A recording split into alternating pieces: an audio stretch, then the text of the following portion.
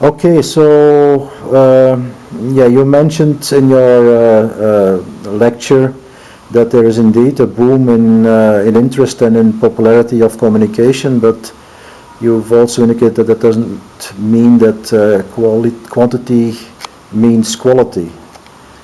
Yes, let's start with this quantity. Mm-hmm. It was really a surprise to me, although I knew that this is a sunrise industry and there is a growth of the field during the time that I have been involved, namely from year 1965 practically, when I joined the University of Tampere as a junior faculty member, and then I kept continuing as professor until 2009 when I retired, and since that even been as emeritus active. So you started at a very early age? I started practically at the age of 24.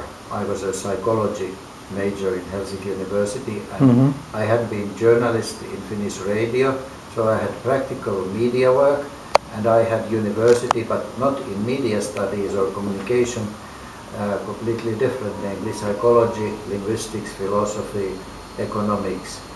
And I only got to know that there exists such a field of scholarship or research as communication research in 1963, I believe, when I was participating in the Salzburg Seminar of American Studies in a mass communication 1 month course. So who were the first scholars in communication you came across? Well, I think I physically met Wilbur Schramm at a fairly early of this career. I started 65, but already 66 Schramm visited Finland as a sort of speaker of a summer festival which was devoted to television and its impact on children and society and so on. And I was designated by the organizers to be a kind of academic adjutant or assistant to this visiting guru. So soon after that, then I went to the States to do some postgraduate sort of fellowship in Southern Illinois University. I did not study for PhD in the States. I continued in Helsinki, but I was kind of attached to American University for a safe haven to do my doctoral dissertation.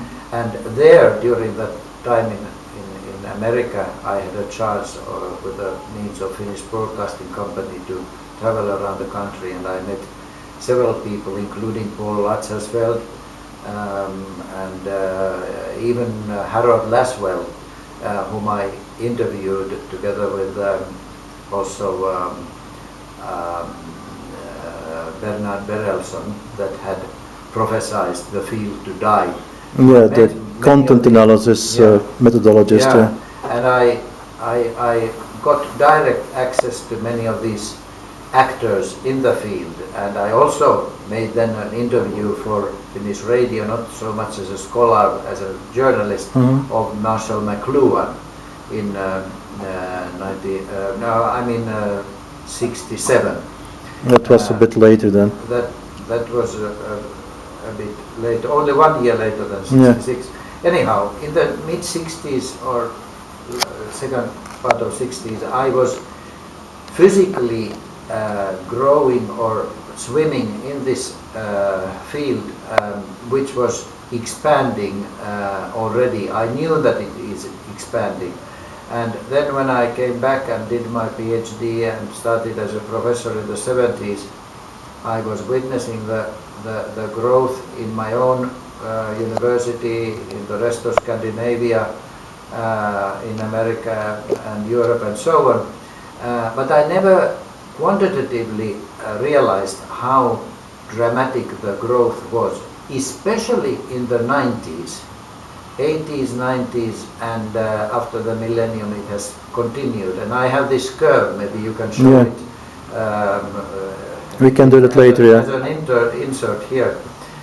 It's really dramatic, and when you compare it, taken from data of the same database, Web of Science, as this curve is based, compare it to biotechnology, another new field, it's more dramatic growth. Here in the speech I was speaking of going like Himalaya upward. Yes. And then compared to sociology, which originally was much higher level, it has been only very modest growth compared to communication studies. Psychology, however, which is an established field by itself and has continued to grow, is higher level. But Right. still, according to many other statistics based on number of institutions, teachers and students in European countries, we can say that this has been one of the most dramatically growing areas. And how would you explain that? Where does the I growth think come from? It can be explained with several factors. One is perhaps the most decisive is the objective importance of communication, both mass communication and other mediated communication in the development of society, both, well, post-industrial development and so on. This information society is not just a slogan, it's a reality. Societies have become more and more informatized, and it has been an objective need to have more knowledge and skills production in this field by universities. So there has been a real need. But then secondly is a kind of fashion factor. This happens to be a field which students and general public finds very sexy, so to say. Trendy, yeah. Very trendy. And if you compare to the students who apply to other fields of social sciences, this, at least in Finland, turns out to be the number one. For instance, in my university, the whole medical school applications is at the same level as the journalism and mass communication applications only. But is the quality of the people who apply as... Quality is also rather good, actually. When we select some 5% of those who apply, they are first rate at any standard. And I think the same kind of trend is also in the United Kingdom, Right. in Germany and so on. So it has been very popular field. That's another reason why it has been growing. But that's mainly related to journalism, no? Not to communication at large. Well, it has also a spillover effect to other fields of communication. Although, for instance, library studies, which is related, it has not been so Right. popular as journalism and mass communication. Anyhow, maybe there are other reasons which don't need to be discussed here, but a number of reasons have given this Right, yeah. growth path, which is quantitatively high. Now, about quality, it's true, quantity doesn't necessarily mean quality, although there is certain point in discussion about critical mass. You Right. need a certain minimum quantity in order to for instance, maintain very good culture for research at the master's thesis level and doctoral dissertation level and so on. Individual little islands here and there don't really create a serious, sustainable scholarship. You need a critical mass, and this field has been able to do that. However, and this then comes to another theme of my presentation, which was at the end of my talk, I was putting very self-critical remarks about the risks of this trendy growth which I call surfing syndrome. Namely, when you are very fashionable and you have very easy way of getting new jobs and good students, etc., it easily attracts you to become very shallow and trendy and neglect, for instance, studying of your own roots and your sort of basic disciplines. Right. Moreover, it attracts you or invites you to be a little bit too self-confident. This is a new field compared to established sciences such as sociology, political science, not to speak of philosophy and literature and so on. And often when you are very popular and you are pushed by the tides of socio-economic political developments, you are attracted to be sort of too self-centered and too self-confident, Right. and not enough serious about the roots and the deep analysis. And this is, I think, a constant disease of our field, which sometimes is not very life-threatening, because maybe people can still retain a serious academic orientation. But sometimes it may take over, so that you become a kind of fashion industry. Right. And then you easily, for instance, can declare yourself as an independent new discipline. Let's say game studies, which Right. I have used as a kind of warning example.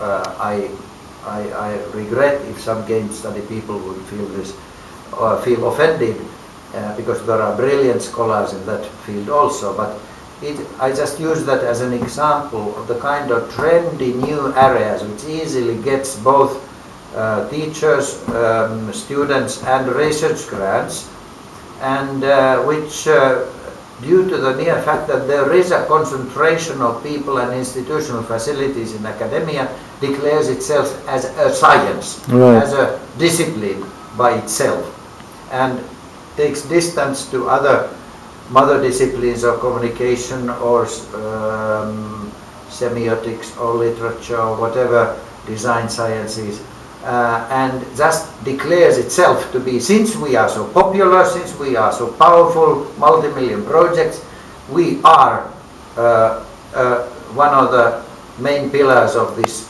academic institution. Such is very, very dangerous trend, I would warn.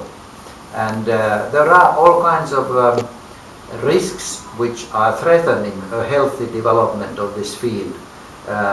And that was one of my themes in this talk. Can you define those risks? Well,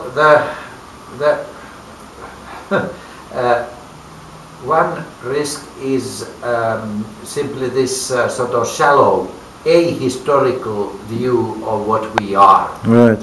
If you don't understand the sort of intellectual history of your discipline, and you are just surfing on the favorable winds of the day, that's very dangerous. Secondly, it's very dangerous to rely on the popularity of the student demand. I mean, students, you are very popular today, but maybe one day students are changing fashion. Right. Let's say in sociology we have had many examples, warning examples. Sociology is no longer, in Europe at least today, it's no longer so popular as it used to be in the 60s and 70s. Indeed, it was really a pop field at that time, and now it's been out of fashion. But we should not rate the importance of academic disciplines on the basis of the demand of the students and the fashionable sort of trends. We should seriously analyze the whole panorama and landscape of disciplines and sciences, and determine from there what is worth pushing. The relevance of communication in a societal context, yes. Right, right. And it's a little bit the same as I'm warning journalists and media people to be wary, or at least conscious of the risk of becoming too self-confident. Right. To declare themselves what I call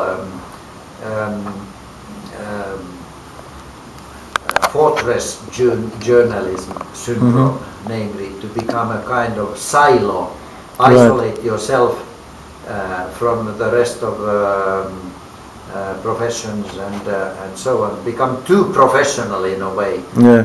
So too much emphasis on vocational training also. Yes, and too much steering at journalism and communication. I think it's very important to understand that communication is always in relation to some substance, some more basic things.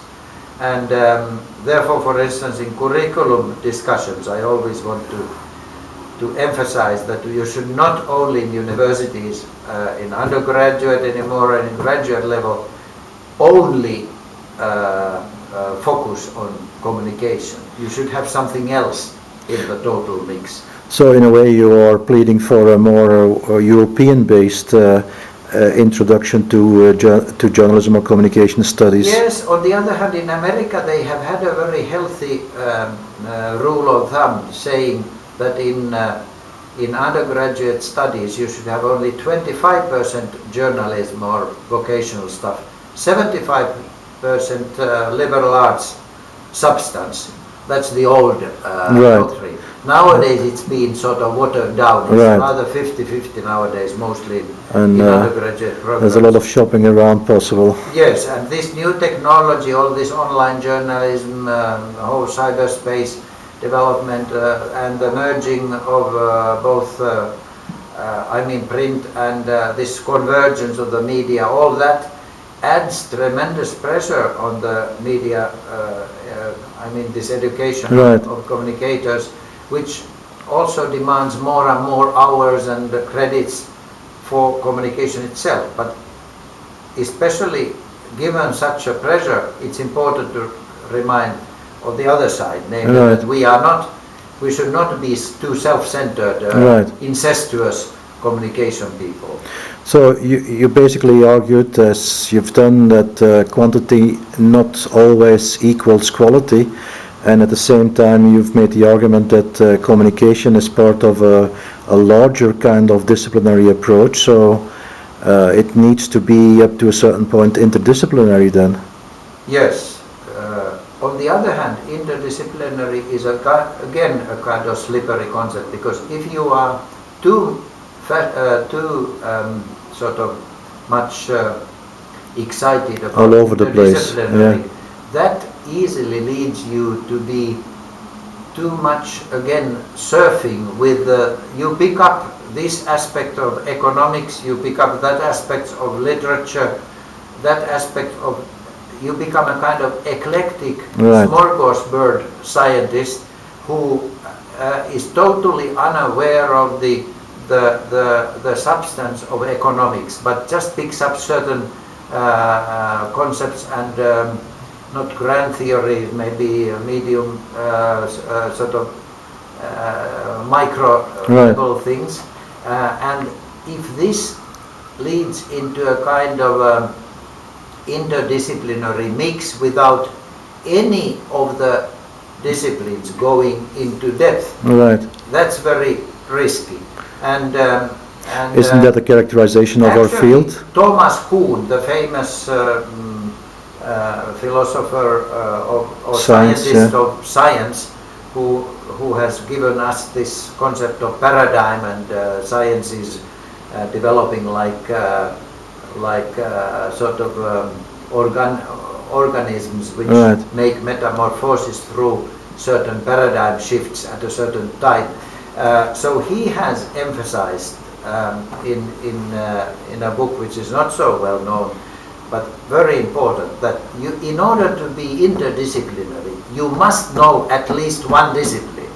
You cannot, it's totally pedagogically wrong for a student to jump directly into an interdisciplinary sort of swimming pool. Right. You should be seriously, in an old-fashioned way, study at least one discipline. How it is constructed, how is the tradition created, how it evolved, what's the logic. Right. Then you can, if you know one or two disciplines proper, then you can be interdisciplinary. So you should start from a position of strength rather than weakness.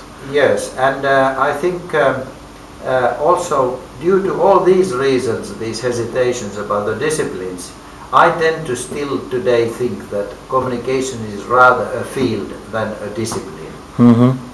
But as I said here, perhaps I would say 60% I would say it's a field, but 40% I admit it is a discipline or even a series of disciplines. Right. Because by now disciplines are a reality. It's a kind of realpolitik of academic institutional life that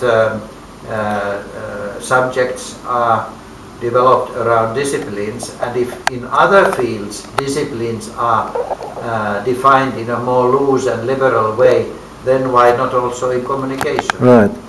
And that brings me to the institutionalization of disciplines, which normally is part of the name recognition and the status seeking of a discipline. Yes. We have recently developed quite a number of those, international, regional, national ones, and you have been quite active in some of these, both at the professional level as well as at the scientific level. So you obviously consider it a very important contribution which can be made through associations, right? Yes, a discipline is, or field of discipline, if we take the discipline evolution, it has both an inner university, inner academic sort of history and reasoning and justification. If within a university you have favorable climate by the rest of the old disciplines to accept a new discipline and give a seat to the professor in the academic senate, etc., and to admit in the organizational chart this new box being introduced there, that is a kind of game within the academia itself, which happens in every field. Right. In medicine they have specialities growing, evolving and so on. In social sciences, beneficial in the sense that it is combining social sciences and humanities. It can create something which is genuinely creating a synergy of these two, which has been, I think, a very important contribution. Now, about this disciplines, then sorry, now I... But we have in our field, we have quite a number of associations which are associated now, with teams. Inside university is one game, another is outside university. And in the outside university world, what matters is publishing houses, journals, and then associations and conferences, etc. Associations usually are kind of institutional networking instrument which legitimizes certain fields and gives also to academics themselves, both teachers and students, a point of identification and career making possibility. Therefore, associations are important for the, as outside sort of, perhaps we could say, use other terms like endogenous, how do you pronounce? Sort of exogenous and endogenous factors. Now, these exogenous, or whatever would be the proper word, outside factors really are very much helped and facilitated by associations. And it goes also both to professional field and to academic field. I have had my longest experience with the International Association for Mass Communication Research, as it was called, already in 1966, the year when I went to the States. And only a year after I started as a junior faculty, I attended my first conference of IMCR in former Yugoslavia, and that was really a career, sort of career-wise and my life experience-wise very important event, because I got to know certain gurus in the field, such as George Gertner, Herb Schiller, Jacek Zazurski, and so on.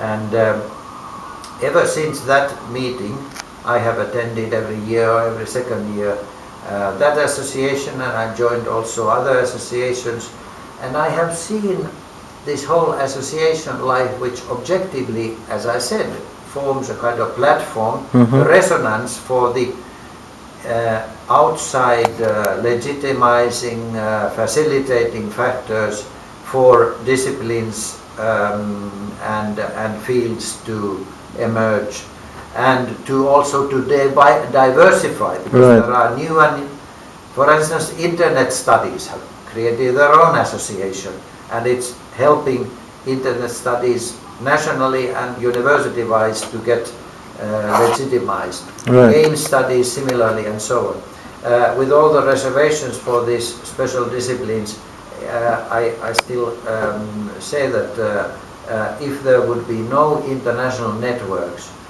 helping through these associations, these national sort of academic broomings of certain new disciplines, it would be much slower process. It's not imported from outside, but it's facilitated very much by these associations. So associations are important, and you already mentioned IMCR, but we all know that there are different others around as well. What's so special from where you come about IMCR? Well, it was the only one in the 50s, because it was facilitated by UNESCO to create in this new emerging field, which started to grow soon after 57, when IMCR was founded. And it was also the only one, definitely, which combined East and West European scholars. It was Cold War time, very divided, and this facilitated bridging the Berlin Wall and many other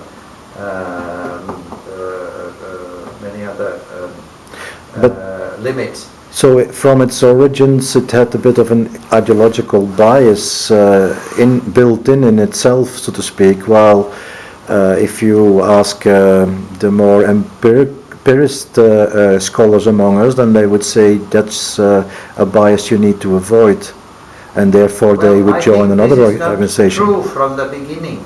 Originally there were empirical researchers on both sides, West, East.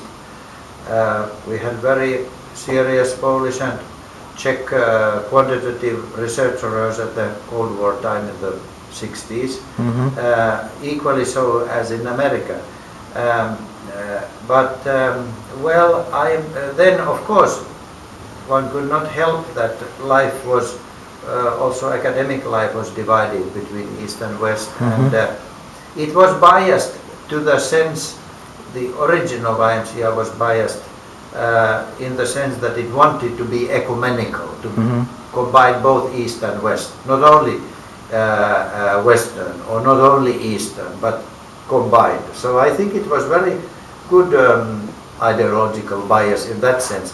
Then later it became, at the time of the New Left movement in the late 60s and 70s, it got a bit, this particular association got a bit ideological flavor for its support of the so-called progressive younger generation, which was challenging the conservative scholarship of press history and maybe media law and so on, which were associated to such academics that were known to be more on the conservative side, right, on the radical. So it became a kind of, had a stigma of radical. But by now I would say it's totally mixed, as well as all the other regional and international associations. Although we shouldn't forget that also they were in a way the truly international association, because they also welcomed the so-called third world at an early stage. They had already in this founding meeting people from Brazil, for instance, but not very few, because the scholarship was not very mature in the developing countries. But yes, IMCR has been always very much for trying to be covering the whole world, including developing countries. Right. But in this field, however, unlike sociology or political science, the organizational panorama in the world is very divided. IMCI is not the only one. There are others. There is ICA, for instance, which was originally an American, which changed its name from a National Society for the Study of Communication into International Communication Association, and now it's competing with IMCR. There are also others. It's thematically divided. There are internet studies, there are journal studies, etc. So it's a very messy field.